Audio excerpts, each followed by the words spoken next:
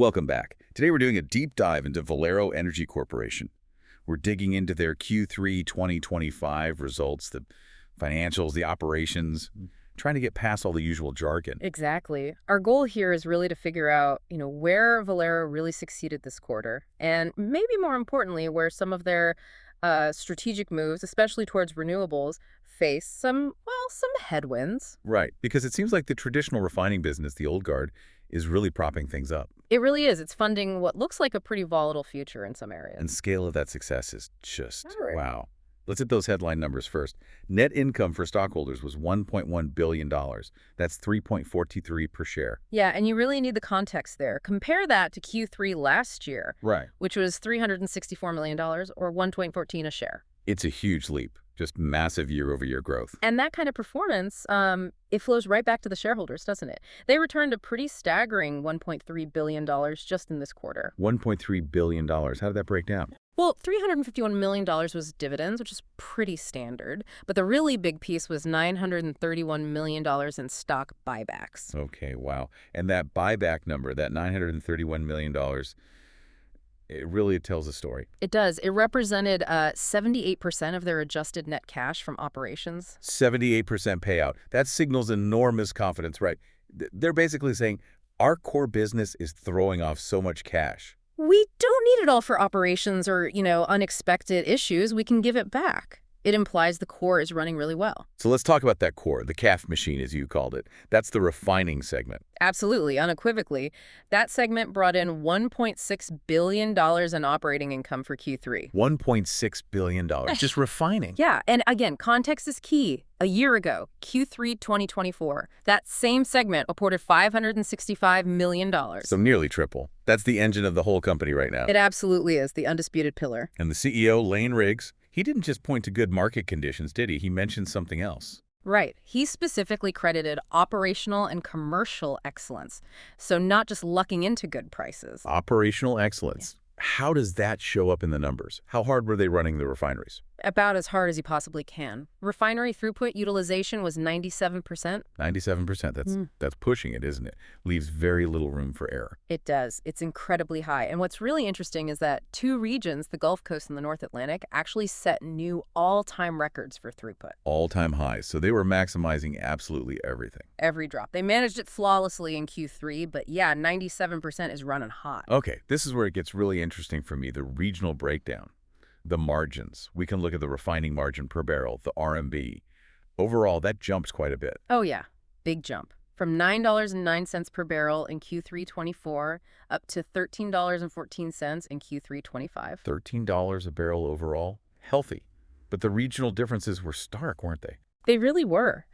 And this is maybe the biggest surprise in the refining data. The top performer wasn't the Gulf Coast. It was the North Atlantic region, their assets in the UK and Canada. Okay, what was their margin? A huge $17.10 per barrel. $17.10. Whoa! Okay, that's significantly higher than the average. What about the U.S. Gulf Coast, usually the benchmark? Still strong, very strong, but lower than the North Atlantic. It came in at $12.21 per barrel. So North Atlantic at $17.10. Gulf Coast at $12.21. Why the big difference? What's going on in the Atlantic Basin? That's the key question. It really suggests that the product demand, maybe for diesel, maybe gasoline over in Europe, or that Atlantic corridor was exceptionally strong. Tighter supply there, perhaps. It allowed them to capture a really significant premium this quarter. Shows good commercial flexibility. Interesting. So it might be temporary market conditions, but they were positioned to really capitalize. Seems that way. And just to round out the financial picture for the core business, the balance sheet looks good. They ended the quarter with $4.8 billion in cash and equivalents. Solid cushion. And debt. Pretty conservative. Net debt to capitalization ratio was only 18%. So financially very sound. The core machine is definitely humming. Okay, so that core refining machine is humming, generating tons of cash. But that cash seems necessary because when we shift focus to their low-carbon or transition strategy, the picture gets, well, complicated. Yeah, it really splits, doesn't it? It's not a uniform story over there at all. Let's start with the good news first. Ethanol. Ethanol had a good quarter. A great quarter, actually. Record quarter in some ways. Operating income was $183 million. Okay, and how does that compare to last year? It's up nicely, up from $153 million in Q3 2024. And operationally? They hit record production volumes, averaging 4.6 million gallons per day. Really strong performance. Wow. And margins held up too. Yep, margins improved. The ethanol margin per gallon went up from 72 cents last year to $0.83 this year. So ethanol, running efficiently, good market, making more money. Pretty straightforward success story there. Right. Smooth sailing for ethanol this quarter. But now we have to talk about the other big piece of their transition plan, renewable diesel. The Diamond Green Diesel, or DGD, joint venture. And this is where things went sideways. Completely sideways. It wasn't just, a bit lower. It was a total reversal. The renewable diesel segment reported an operating loss of $28 million for Q3. A loss. But what was it last year? Last year, Q3 2024, it was an operating income of $35 million. So it swung from a $35 million profit to a $28 million loss. That's a $63 million negative swing in just 12 months. Ouch. Exactly. A huge pivot downwards, and you can see why in the operational number. Okay, what drove that loss? Two main things. First, they actually sold less. Sales volumes dropped from 3.5 million gallons a day last year down to 2.7 million this year. Okay, lower volume, and the margin on what they did sell. Also dropped. The margin per gallon fell from $3.60 last year to just 50 cents this year. Lower volume and lower profitability per gallon. That's a tough combination. What squeezed the margins so badly? Was it the market price for the fuel or something else? It looks like the main culprit was the input cost, the feedstock. Ah, the raw materials, the used cooking oil, the tallow. Precisely. Renewable diesel profitability is incredibly sensitive to those costs, and they soared. How much did they go up? Let's look at U.S. Gulf Coast prices. Used cooking oil, a really key ingredient, went from 46 cents a pound last year to 62 cents this quarter. 62 cents? That's a massive percentage increase, over 30%. Yeah, roughly 35%. Imagine running a bakery and the price of flour jumps 35% overnight. It's that kind of shock. And other feedstocks too. Same story. Fancy bleachable tallow, another common one, went from 47 cents a pound up to 62 cents a pound. So huge cost pressure from the raw materials, and presumably they couldn't just pass all of that increase straight through to the customer. Apparently not fast enough or not fully enough. The market wouldn't bear it, perhaps, and that $28 million operating loss is the direct result. It really highlights the volatility in that feedstock market. Okay, so that volatility in renewables is one challenge. Let's shift gears now to some major strategic decisions Valero is making, funded by that strong refining core. This is a big one. Yeah. They're pulling back from the West Coast. Yeah, this is a major strategic shift. They announced plans to completely cease refining operations at their Benicia refinery in California. When is that happening? By the end of April 2026, so it's coming up relatively soon. And closing a refinery. That's not cheap, is it? Yeah. There are big costs involved, even before you shut the gates. Definitely not cheap. Valero already recognized a huge impairment loss related to this.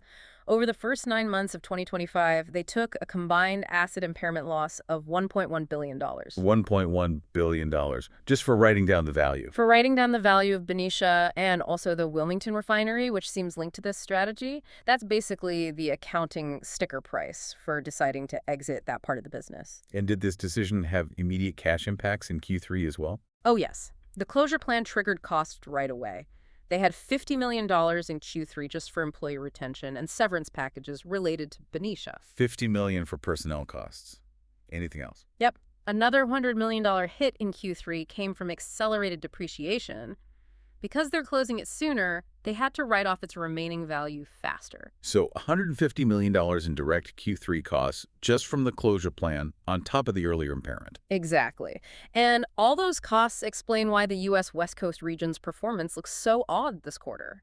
Even with generally strong refining margins elsewhere, the adjusted operating income for the West Coast region in Q3 was basically zero, flat. Zero. Compared to what last year? Compared to a loss of $99 million last year. So it improved on paper, but only because they're stripping out all these closure costs for the adjusted view.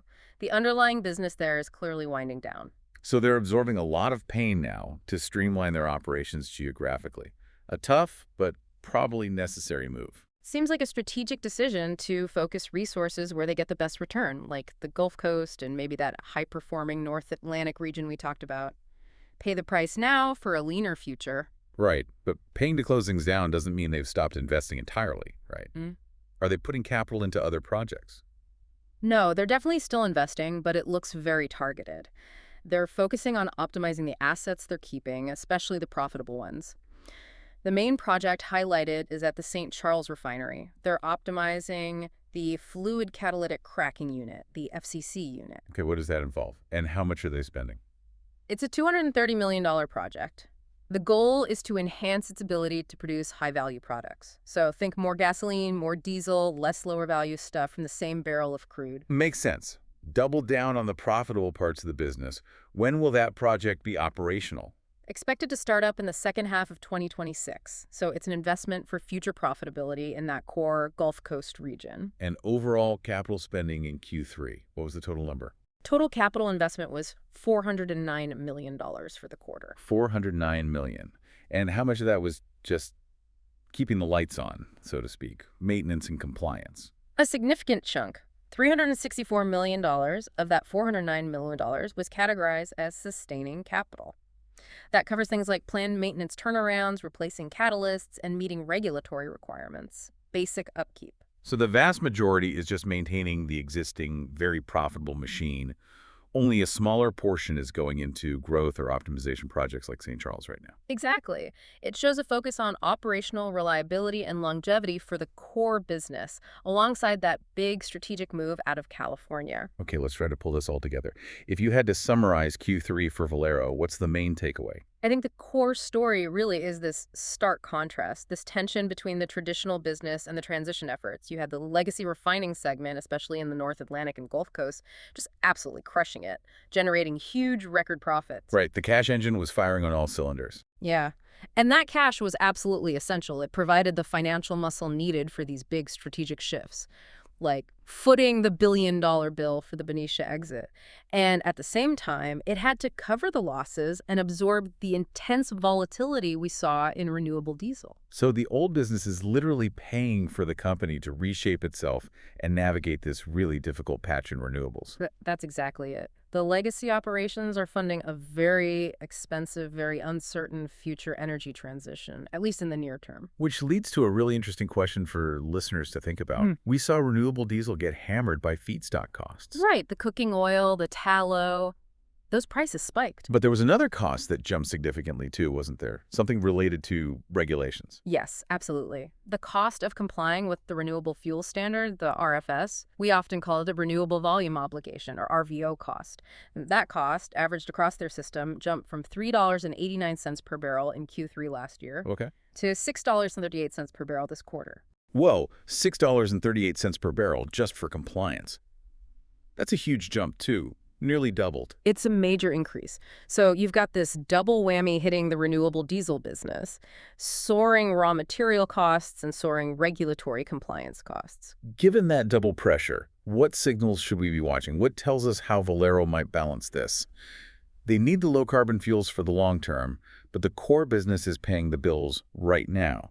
That's the critical point. The variable you absolutely have to watch next is the price of RNs. RINs, renewable identification numbers. Exactly. Those are the tradable credits used to prove compliance with the RFS. Their value fluctuates.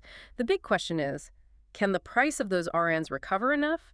Can it go high enough to help offset these crushing feedstock and compliance costs? So if RIN prices stay low while feedstock costs stay high, then the math for renewable diesel just doesn't work very well. That volatility we saw this quarter, that operating loss, it could become a much more persistent drag on capital rather than just a temporary headache. it really underscores how much policy and volatile commodity markets, not just technology, are shaping this transition. Absolutely. Operational efficiency got them record refining profits, but market and regulatory forces made the transition segment incredibly fragile this quarter. A fascinating contrast. Definitely a lot to track going forward. Great insights. Always interesting stuff. We'll catch you next time for another deep dive.